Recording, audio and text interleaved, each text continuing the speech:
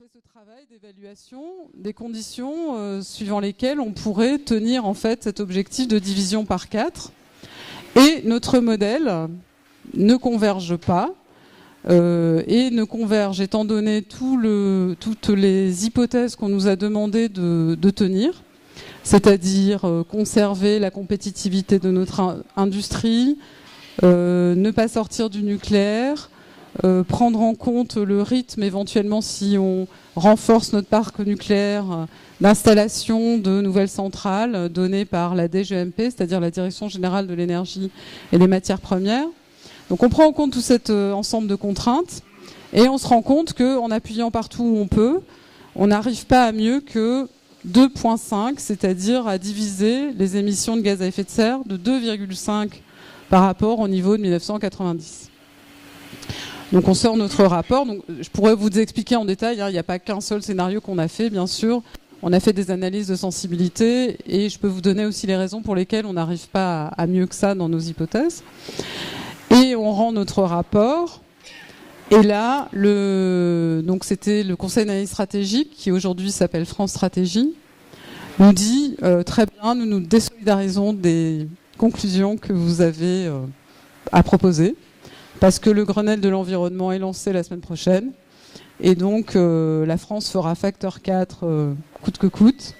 Donc, on peut pas tenir ce discours officiellement. Donc, nous, on a dit OK, nous, on se désolidarise pas de nos conclusions scientifiques. Donc, le rapport est sorti comme ça. Ça vous donne le contexte, en fait, du travail qu'on réalise, c'est-à-dire dans une incompréhension, je dirais pas une adversité, parce que là, c'est une incompréhension de l'intérêt des réalisations qu'on propose. On n'est pas là, encore une fois, pour écrire l'avenir, on est juste là pour dire, dans un certain type de canevas d'hypothèses, eh bien, il va se poser un certain nombre de problèmes, et ça serait bien qu'on les regarde en face maintenant, pour éventuellement qu'ils ne constituent pas des impasses à terme. Donc le deuxième exercice pour lequel on a travaillé toujours pour le même organisme, donc le France Stratégie, c'était en 2011. Et là, on est juste après Fukushima. Donc c'est le ministre de l'énergie de l'époque, je ne sais pas si vous vous souvenez, il n'est pas resté longtemps. Il s'appelait Monsieur Besson, qui commande cette étude. Et juste au moment où il commande l'étude, le gouvernement change, donc le ministre saute, donc voilà, bon. Mais nous, quand même, on continue à travailler. Et la première question qui avait été posée au démarrage, c'était quel est le futur énergétique français à l'horizon 2050 ? Et petit à petit, le président de la commission énergie 2050 a affiné en fait sa question sur de combien de temps on peut prolonger la durée de vie des centrales nucléaires. Donc ça aussi, c'est un vrai sujet parce que en fait, de faire glisser comme ça les questions de quelque chose qui est quand même très large et qui peut être très intéressant en termes de ce qu'on va apprendre à finalement une question purement politique qui va encore confronter pour et contre le nucléaire, on réduit l'engagement intellectuel à peau de chagrin. Donc on a travaillé sur cette question-là et en fait, je vous donne pas les conclusions de l'étude, mais simplement la première chose qu'on a fait apparaître, c'est que la première chose qui est intéressante, c'est que pour la première fois, on avait le droit de sortir du nucléaire. Dans nos exercices papier, je veux dire, pas dans la vraie vie. Donc, on sort du nucléaire, et si on en sort violemment, notre modèle montre que on va instantanément, dans une première approximation, tout remplacer par du charbon, s'il n'y a pas de taxes d'émissions de CO2 qui sont mises en place, si on est dans les mêmes hypothèses de compétition entre les prix du charbon et du gaz. Donc là, c'est pareil, on est dit effacer tout ça, ça va pas. Mettez autre chose. Donc le message, il est intéressant quand il dit on va rentrer dans une ère de charbon. Parce que maintenant, on regarde nos amis allemands. Les Allemands utilisent de la lignite et du charbon pour tamponner leur transition de sortie du nucléaire. Donc c'est un vrai message. Voilà, le charbon, c'est vrai que c'est une énergie de substitution qu'on peut gérer plus ou moins bien, qui va être peut-être temporaire si on l'anticipe, qui va peut-être l'être moins si on l'anticipe pas. Donc voilà le type d'intérêt en fait de ces analyses de projection de long terme. Donc ensuite, on nous dit, OK, gommer le charbon. Donc nous, qu'est-ce qu'on fait? On met des taxes très élevées, parce qu'on sait que si on met des taxes très élevées, on va limiter les émissions de CO2. Et comme on a un modèle d'optimisation, c'est un modèle de maths, il répond très bien à ce qu'on lui demande de faire. Hein. Donc en fait, on met une contrainte en volume d'émissions. Et à partir de là, on voit apparaître donc, ce que les gens qui étaient en face de nous attendaient, parce qu'on sait à peu près ce qu'ils attendent. Hein. Même si on ne leur fournit pas tout de suite, on les pousse un peu dans leur retranchement pour qu'ils soient obligés de s'exposer plus.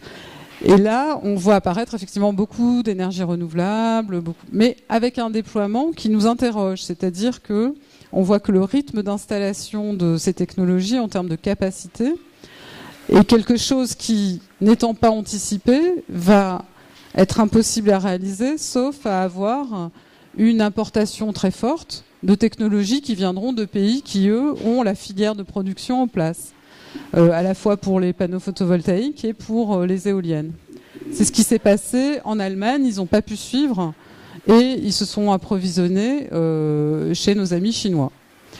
Donc voilà, c'est juste deux petits exemples, peut-être on reviendra sur ces éléments dans la discussion, pour dire que ce ne sont pas des modèles qui servent à raconter aux politiques ce qu'ils ont envie d'entendre sur le trajet que nous allons entreprendre ensemble, mais c'est plus pour soulever en fait des problèmes en anticipation, de sorte qu'on puisse mettre en œuvre les éléments de leur résolution.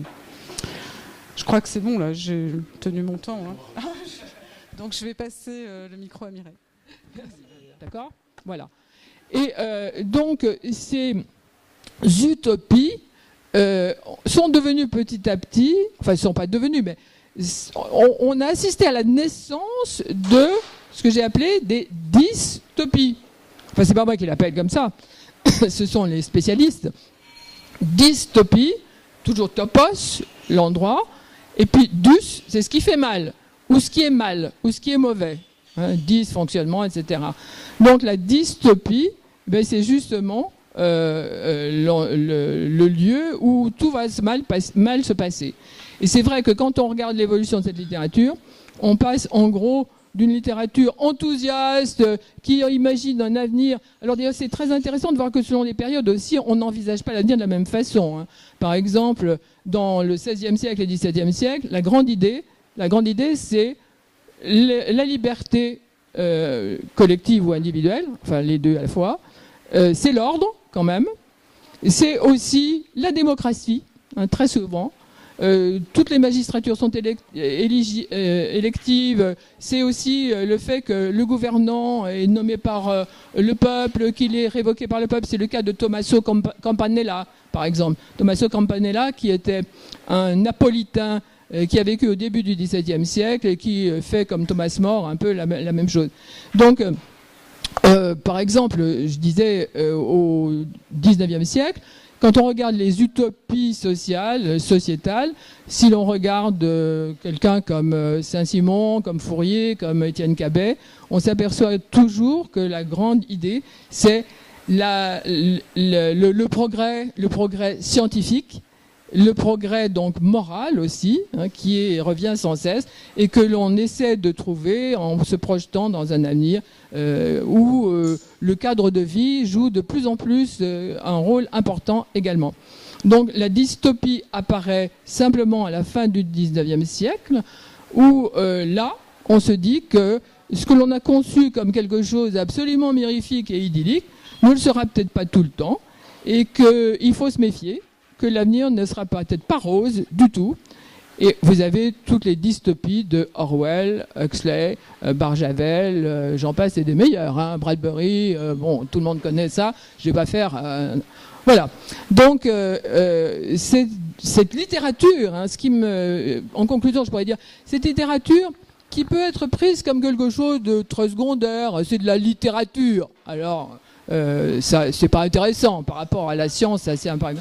Mais je crois qu'il faut se rappeler que cette littérature, d'abord, a essayé d'être une littérature qui débouchait sur quelque chose. Elle a débouché sur une expérimentation sociale, souvent.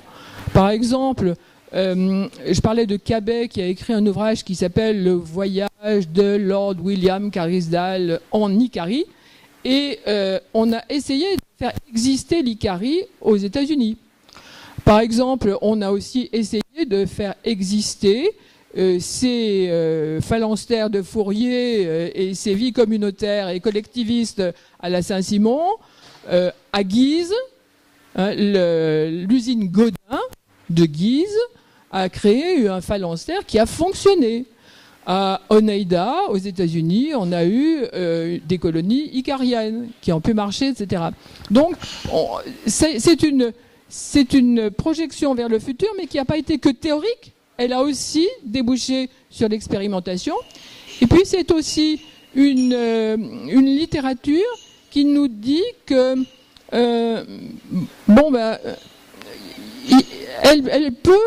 elle a peut-être son rôle à jouer, pas seulement dans la société, parce qu'elle a quand même fait évoluer la société. Il faut quand même dire que cette littérature a eu une incidence sur l'évolution sociale, avec les révolutions que l'on connaît, avec le collectivisme du XIXe siècle, mais qu'elle pourrait être prise en compte, même par la prospective scientifique,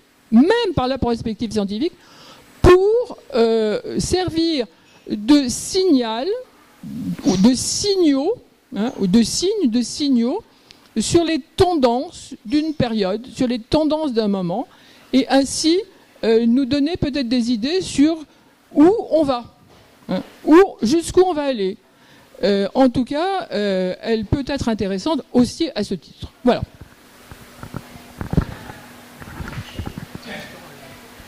Bon, eh ben merci. Alors, on va passer aux questions. Oui. Je ne sais pas si quelqu'un a une question. Moi, j'en ai une. Alors, je vais la poser à Madame Maisy. Dans les variables que vous mettez dans vos systèmes, est-ce que vous tenez compte des recherches qui sont faites sur les énergies nouvelles, par exemple l'hydrogène, la production d'hydrogène, les piles à hydrogène, ou bien les centrales à bain de sel, ou bien des choses comme ceci. Et comment vous pouvez en tenir compte?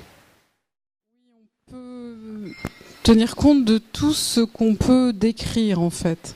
Donc, sur toutes ces technologies qui émergent ou qui sont pas encore matures, on va pouvoir les prendre en compte dès lors que vous savez me les décrire avec les paramètres nécessaires pour comprendre quel va être leur rendement, quels vont être leurs coûts, leur niveau de production, etc. Donc ce qu'il faut bien comprendre, c'est que quand on fait des modèles et des scénarios qui vont jusqu'à 2050, voire 2070, on fait évoluer les éléments qui décrivent ces technologies. Et ça veut dire que derrière, il va y avoir un certain nombre d'hypothèses. Donc on va discuter, par exemple, pour l'hydrogène, la pile à hydrogène. La grande difficulté, c'est quel est son coût. Quel est son coût aujourd'hui, on peut l'évaluer. Et un coût de pénétration qui dira qu'il y a un déploiement sur le marché, à quel moment il va être effectif. Donc c'est toutes ces difficultés qu'on va avoir. Par contre, juste pour compléter, dans certains exercices qu'on fait justement avec nos amis du gouvernement, parfois on nous interdit certaines de ces technologies. Par exemple, je me rappelle Jean Sirota, qui ne croyait pas, donc qui est l'ancien PDG président de la CRE, donc la commission de régulation de l'énergie. Ceux qui sont un peu dans le domaine le connaissent certainement. Donc l'hydrogène, c'était même pas en rêve. La géothermie non plus. Le véhicule à gaz, il fallait pas lui en parler. Donc à partir de là, quand on enlève tout un tas de technologies, forcément, l'avenir commence à ressembler à celui qui est dans la tête de votre commanditaire, quoi. Donc, comme j'avais fini par lui dire, un problème d'optimisation dans lequel l'espace des solutions admissibles est réduit à un point, ça devient un problème de simulation, quoi. Donc voilà. Donc oui, la réponse c'est oui. Et juste pour rebondir sur ce que Mireille a dit, Barjavel, ça me fait penser effectivement à Ravage. Et dans Ravage, si vous vous rappelez du scénario, c'est un scénario où il n'y a plus d'électricité. Et ça, c'est vraiment quelque chose, moi, que je trouve effectivement très intéressant pour la prospective scientifique. Il y a beaucoup de gens qui devraient relire Barjavel parce que ça nous dit beaucoup de choses du monde vers lequel on peut aller, et puis de beaucoup d'endroits sur la planète qui fonctionnent aujourd'hui avec plutôt des heures de coupure d'électricité que des heures effectives d'utilisation, quoi. Donc oui, je suis tout à fait d'accord avec. Oui, c'est le chaos total. Il n'y a plus d'électricité à Paris. Définitivement, hein, c'est le chaos total. Et donc les gens quittent Paris. Voilà, ils vont émigrer en Provence parce que y a du soleil et qu'on pourra peut-être se débrouiller.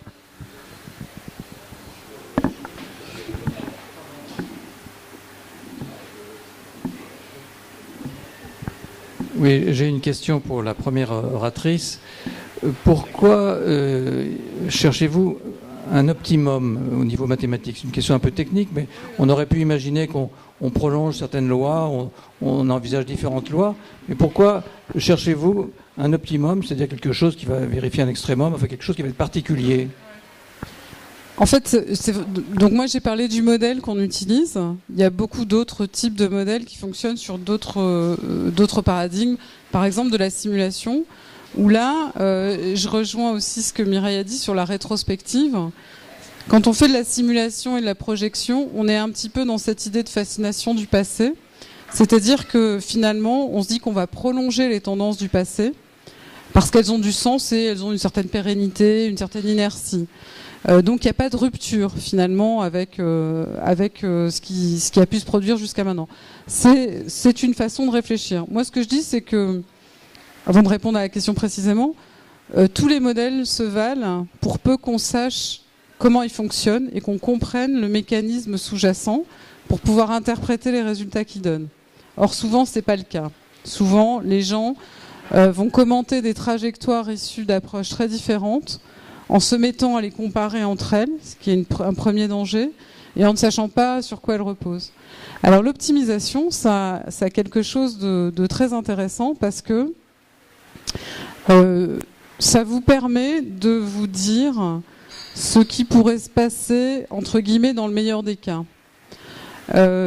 Si je fais une analogie avec un petit système énergétique qui est celui que vous avez à la maison, je vais chez n'importe lequel d'entre vous, il n'est pas optimum au sens où nous on le décrit. C'est-à-dire que nous, on va faire en sorte que vous minimisiez votre coût d'utilisation sur la période des 20 ans prochains, on va dire, avec un meilleur ratio coût-efficacité des technologies qui sont installées chez vous. Donc dès qu'il y a une lampe à incandescence et que vous avez les lampes basse conso qui sortent, vous enlevez la lampe à incandescence, vous courez acheter la lampe basse conso et vous l'installez chez vous.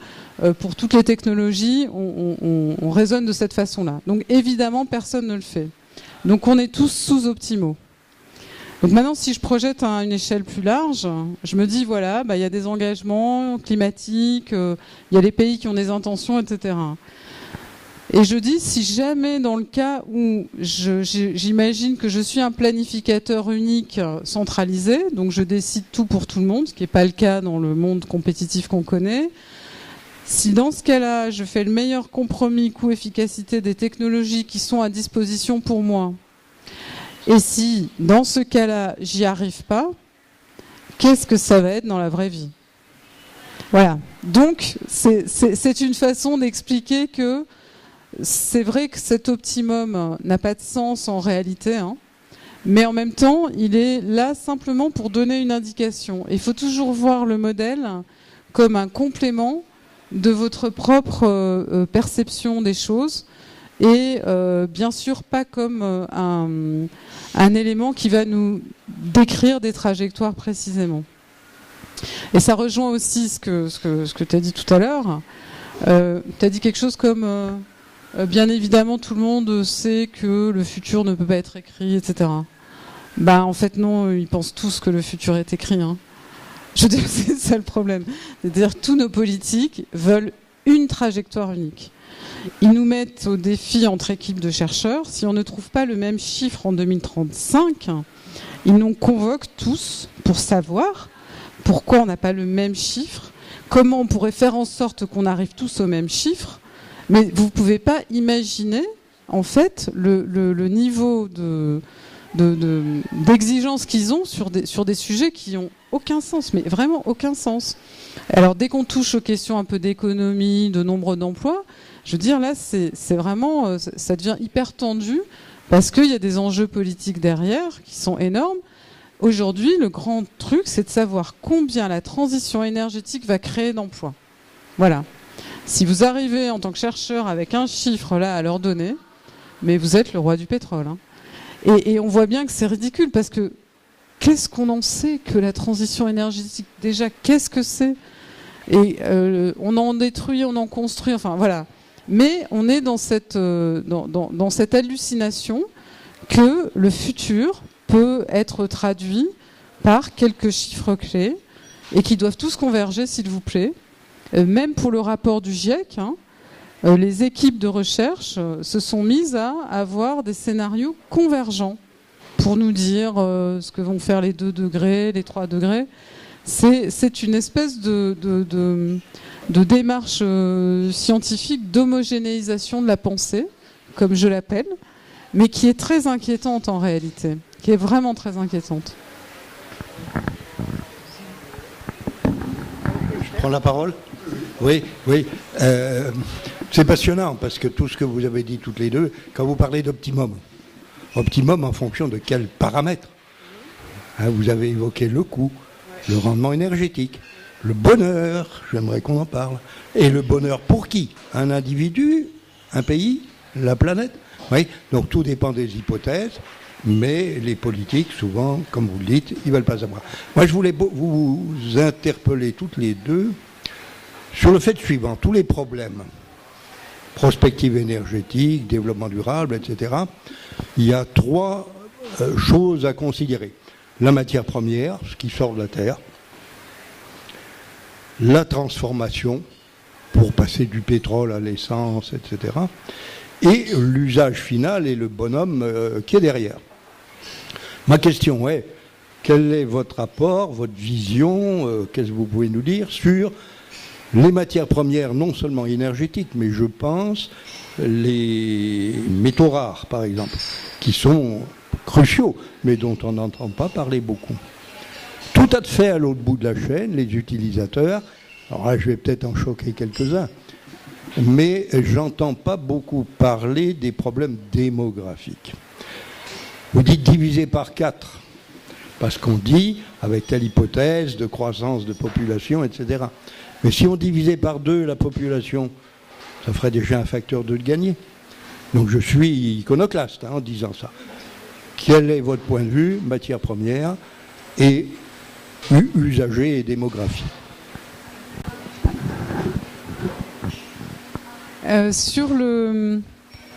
En fait, c'est exactement ça. Il y a 3 niveaux. Il y a les ressources, il y a toutes les transformations et il y a les usages. Donc en fait, petit à petit, dans l'équipe que je dirige, on s'est diversifié en termes de spectre scientifique. Parce qu'on a compris rapidement qu'on avait besoin d'éclairer tous ces éléments de la chaîne. Donc on va avoir des gens qui sont plus économistes, voire sociologues. On va avoir des gens qui sont plus physiciens, des gens qui sont mathématiciens, ça on en a quelques-uns, pour traiter tous les éléments de la chaîne. Donc sur les externalités des usages de l'énergie, donc il y a les matériaux rares. Donc on fait des études dans lesquelles on essaye de voir en fait comment scénario dont tout le monde aujourd'hui se gargarise, 100% renouvelable partout tout le temps, etc., vont poser des vraies questions sur les ressources rares, dont certaines sont localisées dans des endroits très précis sur la planète, beaucoup en Chine, et font déjà l'objet de préemption totale. Et sur l'eau aussi, qui nous paraît être un élément fondamental dans le déploiement de certains types d'énergie basée sur des sources renouvelables, et dans certaines zones qui sont déjà sous stress hydrique. Donc là, on a des travaux qui essayent de complémenter l'approche pour tenir compte de ces facteurs-là, où on voit que des scénarios qui avaient l'air très vertueux deviennent complètement apocalyptiques dès lors qu'on ne regarde plus juste les émissions de gaz à effet de serre, mais quelle est la consommation en tel et tel type de matériaux ou alors en eau. Et ensuite, sur la question des usages, alors on peut avoir des hypothèses de déclin de la population. Il me semble que la peste avait réglé pas mal de problèmes au Moyen-Âge. Donc voilà, mais ça devient... ouais, voilà, c'est ça. Hein, c'est des scénarios qui finalement laissent la solution à d'autres éléments extérieurs. Nous, on est plus dans une approche où on cherche à construire le futur. Et on ne s'est pas autorisé jusqu'à maintenant, dans la construction du futur, à détruire la population. Donc ça, c'est un point. Jusqu'à maintenant. Par contre, on réfléchit à détruire les usages, on va dire. Parce qu'on a fait des études sur la décroissance, par exemple, et sur des scénarios qui envisagent d'autres sociétés avec des modes de vie différenciés, puisque vous avez parlé du bonheur comme un élément. Et c'est vrai que dans tous les critères sur les modèles, dans les modèles le modèle que je vous ai décrit, le critère c'est du coût. Alors on gagne si ça coûte moins. Chez nos amis économistes, leur critère c'est je crois et j'ai une utilité que je distribue à tous les ménages, et plus je vous donne de l'argent et plus vous consommez et plus vous êtes content. Et ça c'est vraiment le moteur de pratiquement tous les modèles économiques. Et nous, on s'est dit, en fait, il y a peut-être une autre façon de voir les choses, c'est d'imaginer que les transferts de bonheur, entre guillemets, se font pas de cette façon-là, et qu'on peut être dans une société qui est plus sobre. Donc j'ai un doctorant qui a travaillé là-dessus pendant 4 ans, là, et qui a essayé d'évaluer justement le concept de décroissance. Donc là, c'était vraiment beaucoup de sociologie, même de philosophie, pour aller rentrer dans les milieux de la décroissance, comprendre ce que les gens mettaient derrière ce concept. On se rend compte que déjà il y a plein de communautés de décroissants. C'est pas du tout homogène comme vision du monde pour la suite. Et ensuite essayer de le traduire pour le quantifier et l'ingérer dans nos modèles. Et de voir ce que ça pouvait donner en sortie. Je vais réduire à vraiment ridicule un de ces résultats, mais par exemple, ce qui avait vraiment énervé les décroissants, c'est que dans leurs objectifs, pour certains, c'est sortir du nucléaire. Tout de suite, maintenant, plus tous les autres éléments liés à la décroissance. Et on se rendait compte que c'était faisable dans les scénarios qu'on avait, mais à condition de rentrer dans du fossile un peu dégueu pendant un certain temps. Et donc, voilà, il y a des incompatibilités quand même qui sont intéressantes à démontrer pour se dire que certaines solutions prônées ne sont pas forcément aussi idylliques que les porteurs de projets le prétendent. Mais c'est très compliqué. Hein. Vous avez compris qu'il y a beaucoup de choses à représenter. Moi, je vous remercie pour ce thème parce que c'est, je trouve ça très intéressant. Je travaillais récemment sur un texte de Jacques Lacan. Donc, pour ceux qui me connaissent, vous saurez que c'est un auteur que j'aime bien.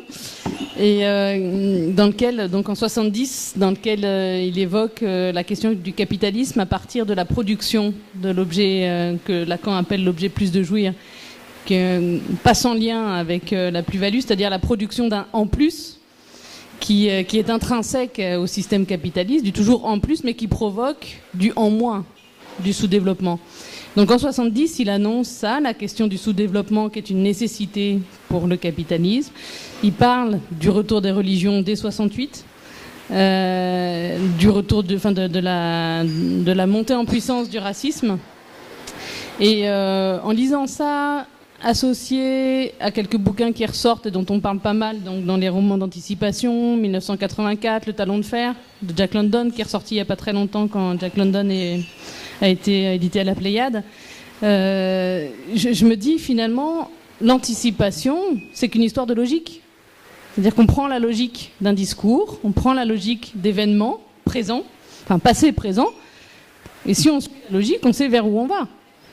Et d'une certaine manière, est-ce qu'on n'en est pas, je dirais à tous les niveaux, politique en premier, avec certainement, comme vous disiez, une volonté de pensée unique qui est quand même intrinsèque au système en tant que tel, mais en même temps le drame de ce qui nous arrive.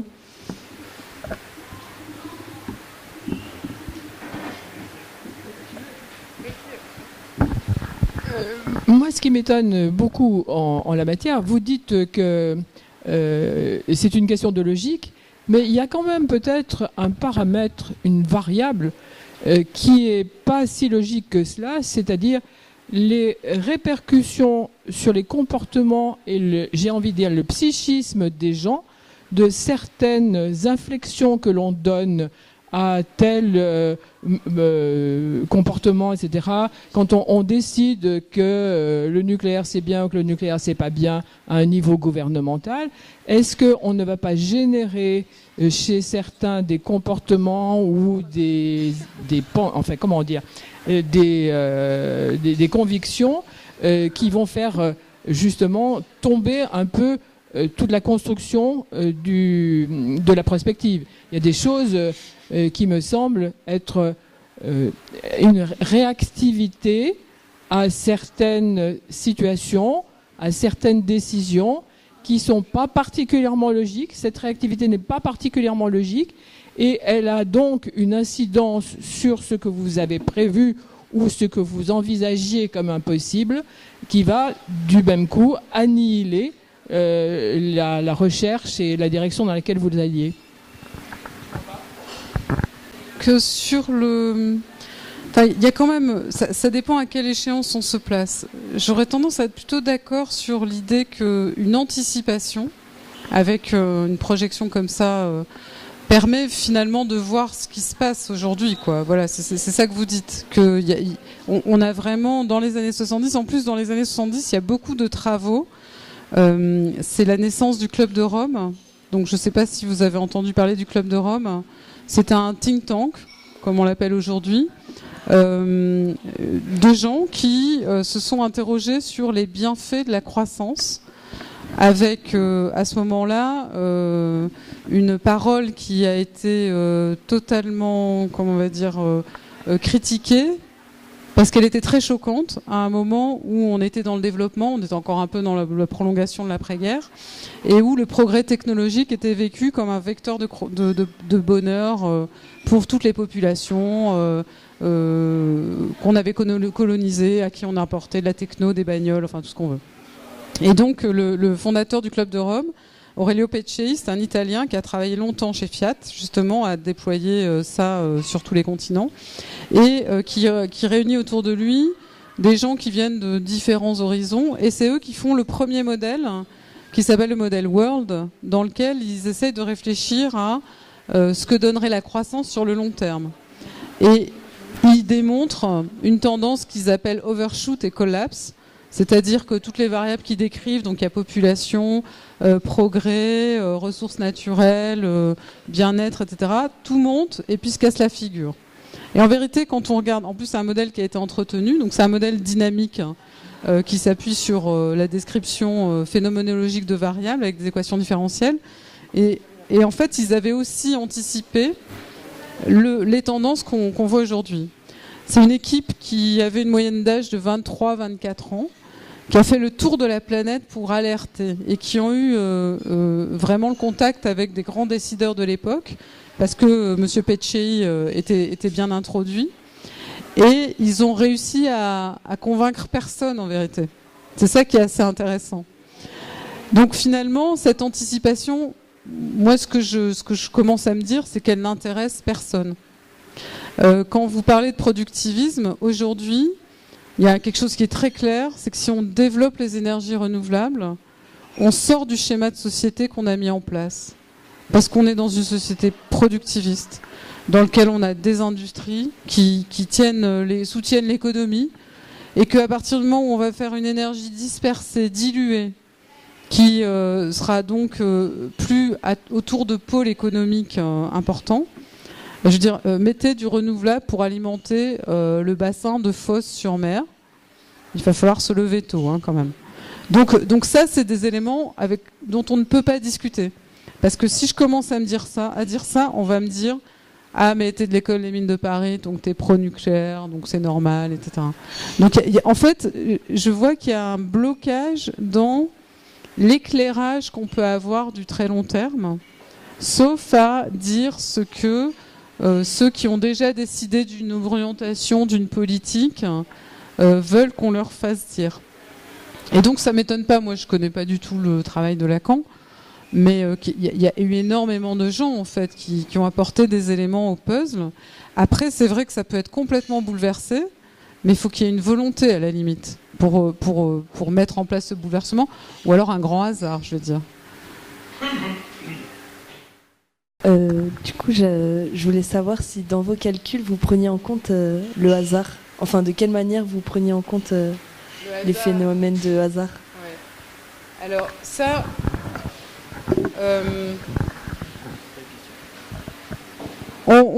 je vais répondre de deux façons.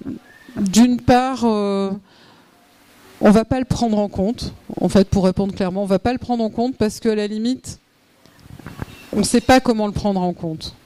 Le hasard, c'est quelque chose. C'est comme tout à l'heure, on parlait de l'idée de la population qui disparaît, la moitié de la population qui disparaît. Ça, c'est un phénomène que je peux tellement pas expliquer que je vais pas le prendre en compte. Mais encore une fois, comme moi, je suis pas en train d'écrire l'avenir, je laisse le champ ouvert pour dire, voilà, ce que je raconte, c'est si tout se passait comme on l'a dit là. Ça vous donne des pistes. Et puis après, vous essayez de vous prémunir contre 2-3 trucs qu'on a évalués comme étant des choses qui pouvaient bouleverser votre scénario. Mais après, il y a beaucoup d'éléments extérieurs qui peuvent arriver. Donc ça, c'est nous, notre approche. Donc on va faire, par exemple, dans les scénarios qu'on fait, tu vois, on pourrait se dire comment on va évaluer les prix sur le long terme. Si tu regardes les prix du pétrole, tous les modèles qui ont essayé de les prédire se sont plantés. Hein. Ils partent tous bien, parce qu'ils partent au même endroit que le prix. Et puis après, ça fait n'importe quoi, parce que c'est imprévisible. C'est pas du hasard, mais c'est tellement de la géopolitique et des facteurs extérieurs. Donc nous, on a pris le parti de dire, bon, on fait des scénarios, on met un prix très bas, un prix très haut, un prix au milieu, et puis on regarde en fait ces trois-là. Après, tu as des gens qui vont en faire plus, ils vont prendre en compte ce qu'on appelle des modèles stochastiques. Donc ils font des tirages aléatoires, et tu as plein de scénarios différents. Et là, tu regardes tout ce que te donnent les sorties. Mais ce qui devient compliqué, c'est d'interpréter les résultats de ça. Parce que tu peux avoir beaucoup d'éléments. Donc tu vas tout faire varier, comme ça tu prends en compte tout ce qui peut se passer. Donc là, ce qu'on appelle les plats de spaghettis dans mon équipe. Parce que là, tu as des trucs, t'en as partout. Et quand tu regardes le rapport du GIEC, par exemple, ils ont fait des scénarios qui disent comment évolue sur le long terme, comment peut évoluer sur le long terme les émissions de gaz à effet de serre.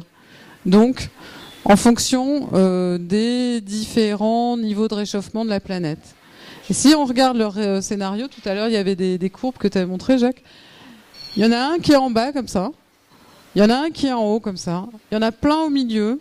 Et après, ils ont fait les analyses de sensibilité. Donc, c'est des boîtes à moustaches, là, comme on appelle maintenant, qui sont extrêmement larges. Donc, pourquoi ils ont fait ça ? Parce que derrière, c'est un message politique. Ils travaillent pour 195 pays. Et dans les 195 pays, tu as les pays producteurs de pétrole qui veulent pas entendre parler du réchauffement parce que ça met toute leur économie en jeu. Tu as les petites îles qui sont déjà les pieds dans l'eau et qui veulent qu'on dise que c'est très grave et c'est très urgent. Donc les deux, ils vont regarder. Le premier, il va regarder la courbe qui est tout en haut, il va dire « Regardez, c'est dramatique, on est en train d'exploser ». Et l'autre, il va regarder tout en bas, il va dire « Regardez, c'est possible que ça soit comme ça ». Donc il n'y a pas de problème aujourd'hui. Donc voilà, c'est pour te dire la complexité d'après tenir compte de tout. Bah, on fait un peu dire ce qu'on veut parce qu'on dit ah ouais non mais là je te rajoute du hasard et puis c'est bon. Donc c'est là où je dis faut se dire ces trajectoires qu'on propose, elles ont un intérêt d'interprétation. Mais après, si demain tu me dis ah oui mais ce que tu m'as joué il y a 10 ans ça s'est pas passé, je dirais bah oui évidemment quoi.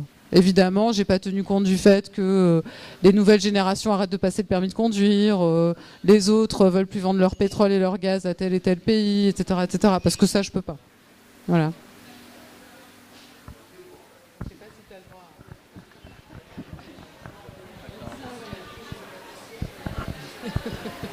Le problème, c'est qu'avec le temps qui passe, je passe de 1 à 5 remarques, alors il va falloir que je condense. Mes résumés, c'est jamais très facile. Juste, je voulais revenir sur la réaction à ma première réflexion tout à l'heure. Vous parlez sur la question de la logique du discours qui permet d'anticiper un peu la suite. Vous disiez qu'il suffit que qu'un politique en particulier dise quelque chose et ça peut détourner complètement l'orientation. La question, c'est pas tant l'orientation elle-même que la réaction de la foule. Hein, c'est-à-dire c'était la réactivité des gens. Voilà, mais c'est cette réactivité-là qui est logique et qui est décrite, par exemple, par Freud dans Psychologie des foules et Analyse du moi.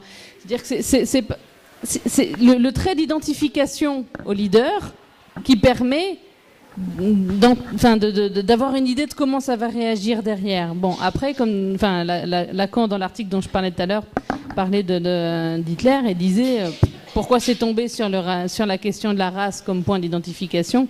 Ça, c'était le truc le moins propice à l'affaire et pourtant c'est là que c'est arrivé. Donc on ne peut pas tout non plus dire comment ça va arriver. Mais il y a toujours, c'est la réaction, le collage à un point qui est intrinsèque à l'humain, si je puis dire. En tout cas, dans nos sociétés modernes. Je ne pense pas que ce soit pareil partout. Mais je voulais revenir aussi sur la question de l'espoir, parce que l'espoir, c'est déjà un regard vers demain. Mais avant d'avoir un regard vers demain, c'est comment on est aujourd'hui. C'est-à-dire que l'espoir, c'est déjà une intention. Et dans mon travail, on perçoit souvent comment d'avoir une intention, quelle qu'elle soit, pour quelqu'un qu'on rencontre, c'est déjà parfois trop. C'est-à-dire que même l'espoir, du fait même que c'est quelque chose qui vise une suite, parfois c'est déjà trop dans le rapport qu'on a dans le présent. Et puis peut-être je m'arrêterai là, mais sur les robots, il y a un bouquin de Sherry Turkle qui est très intéressant. Je ne sais pas si vous en aviez parlé la dernière fois sur le numérique, mais j'étais pas là. Qui s'appelle Seul ensemble, de plus en plus de technologies, de moins en moins de relations humaines. C'est un livre absolument génial et elle parle des robots domestiques dans les maisons de retraite, etc. Et les enfants à chaque fois réagissent de la même manière. Mais il n'y a pas des gens pour faire ce boulot-là. Donc la question même d'un robot qui viendrait remplacer l'humain dans le soin, enfin je veux dire aujourd'hui on le voit déjà de manière très grave dans le soin. Je ne vous parle pas de la robotique qui affine le geste chirurgical, mais du robot qui vient changer les couches des personnes malades. On en arrive à vouloir ça, parce que c'est une tâche ingrate, parce que ceci, parce que cela. Ça pose quand même une sacrée question sur qu'est-ce qu'on veut pour l'humain et pour nos semblables. Voilà, puis je ne sais pas du tout si c'est vrai, mais c'est une anecdote. On m'a parlé d'une autoroute aérienne en prévision entre Saint-Étienne et Lyon. Est-ce que c'est vrai? Une autoroute volante, là, un truc...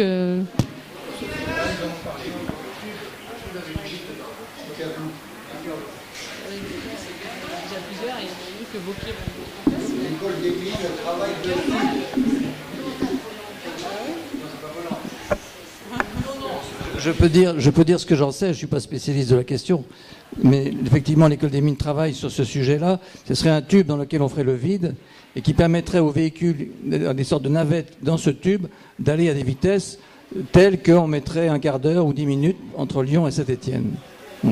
On ferait le vide et il y aurait une suspension magnétique de ces véhicules. C'est un projet assez sérieux et d'après ce que j'ai compris, il est déjà en construction en Californie ou quelque chose comme ça, le même. Voilà. Non, c'est pas une blague. Mais c'est pas aérien. C'est pas aérien. Enfin, c'est dans. Il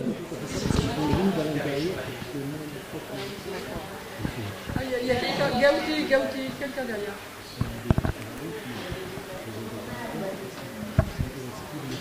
Oui, alors on a parlé beaucoup de climat, comme si le climat c'était presque l'avenir ou le futur. On n'a pas parlé beaucoup de NBIC justement, et il me semble que ça reste peut-être la première chose la plus problématique, c'est plutôt les technologies NBIC. NBIC, c'est la nanotechnologie, la biologie, l'intelligence artificielle, et cognitive, et sciences de l'intelligence cognitive. Donc, c'est vrai qu'on parlait d'intelligence artificielle. On va vivre dans un monde, parce que ce qui est difficile, c'est que prévoir le climat, effectivement, le climat met un certain temps à évoluer. Dans les années 90, personne n'aurait cru qu'un téléphone comme ça existe. Absolument personne. On a été bluffé. L'ordinateur était bluffant, mais ça, c'est encore plus bluffant. Je pense que dans 10 ans, c'est absolument impossible, quels que soient les scénarios, de savoir ce qui va se passer. Il suffit simplement que 2 gamins de 22 ans font une nouveauté, comme on voit avec 2-3 personnes, et soudainement une nouvelle technologie, et on aura peut-être des implants rapidement dans 10 ans à venir. Il faut voir que les Chinois, la moitié des Chinois voudraient avoir des implants et voudraient aussi qu'on modifie génétiquement leurs enfants pour augmenter leur QI, en guillemets. Alors même si pour nous, ça nous paraît un peu curieux, il faut savoir que le reste de l'humanité voudrait vraiment travailler dans un transhumanisme. Donc je pense que l'avenir, en fait, risque d'être vraiment très évolué, mais très rapidement. Dans moins de 10 ans, Google voudrait un futur où on va vivre plus de 150 ans. L'intelligence artificielle, pour l'instant, on a une intelligence faible. Google voudrait une intelligence forte en 2035. Donc là, ça va changer énormément de choses. Donc là, on va avoir vraiment une intelligence artificielle et des métiers vont disparaître. 60-70% des métiers vont absolument disparaître. Les voitures, évidemment, il sera interdit de conduire sous peine d'amende avant 2050. Elles seront complètement autonomes. Ça sera dangereux de conduire soi-même. Donc ça va aller excessivement vite. Donc là, vouloir des scénarios pour le climat, je suis d'accord. Mais alors, pour les scénarios au niveau de la technologie et notre futur, je pense que là, on va se planter complètement, parce que dans 10 ans, on ne va pas renaître notre monde, et ça va aller beaucoup plus vite, c'est exponentiel. On voit très bien que l'intelligence artificielle, certains pensent de la singularité. Est-ce que la singularité va exister? Si elle existe, ça veut dire qu'on va avoir carrément une intelligence suprême, tous les réseaux informatiques seront tout connectés, et on va avoir quelque chose qui vont pouvoir prendre des décisions. On sait très bien qu'un radiologue maintenant, dans 10 ans, être radiologue, on est au chômage. Parce qu'une intelligence artificielle peut prévoir et voit beaucoup mieux sur une radiologie, en fait, les problèmes, les tumeurs. C'est beaucoup plus puissant que les 30 meilleurs radiologues du monde. Donc toute la médecine va changer, il va y avoir des métiers qui vont complètement disparaître, ça on ne le sait pas. Il faut complètement changer notre société. La politique, pour l'instant, les politiques, alors sont complètement, là, c'est complètement foutu. Ils ne s'en rendent pas compte de ce qui va évoluer. Je pense que c'est un gros souci, c'est qu'on ne sait pas, dans même pas 10 ans, ce qui va se passer. Les téléphones vont disparaître, ça va être encore autre chose, on va commencer à avoir des implants, il y a des gens qui vont vouloir s'augmenter, ça va arriver excessivement vite. Alors ça, qu'est-ce qu'il faut faire? Y a-t-il des scénarios où alors on laisse faire, comme ça va être la surprise, comme les téléphones, c'était une surprise. On a fait un travail là récemment, on a fait justement des scénarios de société. On a fait un scénario de société individualiste qui va un peu dans ce sens-là, où tout le monde s'occupe de soi, où on devient plus consommateur de logement, parce que chacun vit chez soi, où les liens sociaux se distendent, où du coup on consomme beaucoup plus, et comparé à un scénario collectiviste, où ça c'est vos collègues d'en face qui pensent pas du tout la même chose, qui voudraient tous manger bio, faire des petits jardins de quartier, faire du commerce local, etc., et qui veulent pas faire des implants. Ça, j'en suis sûre. J'en ai beaucoup dans mon labo, des jeunes thésards.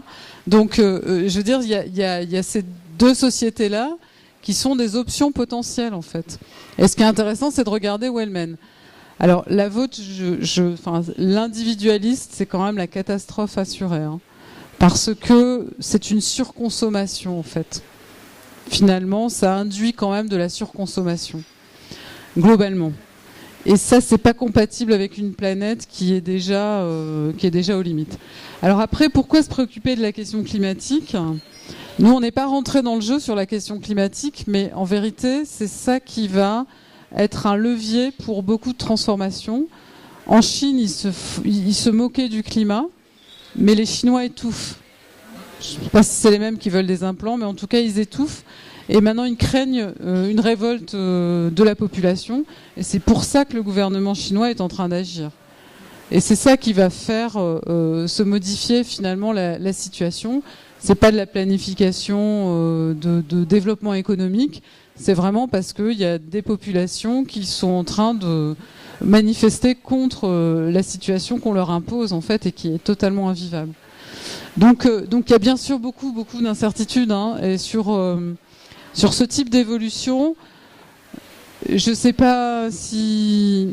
je ne connais pas bien ces milieux en France. Moi, je vois aux États-Unis, on peut regarder un État comme la Californie où c'est hyper présent. Et puis après, vous pouvez regarder des États dans lesquels on a l'impression d'être au Moyen-Âge. Il y a quand même une vraie différence en fait. Donc ces solutions-là, ça demande beaucoup d'argent et c'est pour des populations très favorisées et la planète, elle est en train de s'éloigner en termes de niveaux sociaux. Hein. Donc je pense que ce sera une minorité de gens, ceux qui concentreront peut-être toute la richesse. Hein. On dit qu'il y a très peu de gens qui concentrent la même richesse que les PIB de plein de pays agrégés. Mais ils feront pas. Ils iront sur Mars, hein, dans la cité comme ça, mais ils seront pas nombreux, je pense. Enfin, moi maintenant, c'est un scénario que je vous écris. On est scénario contre scénario là.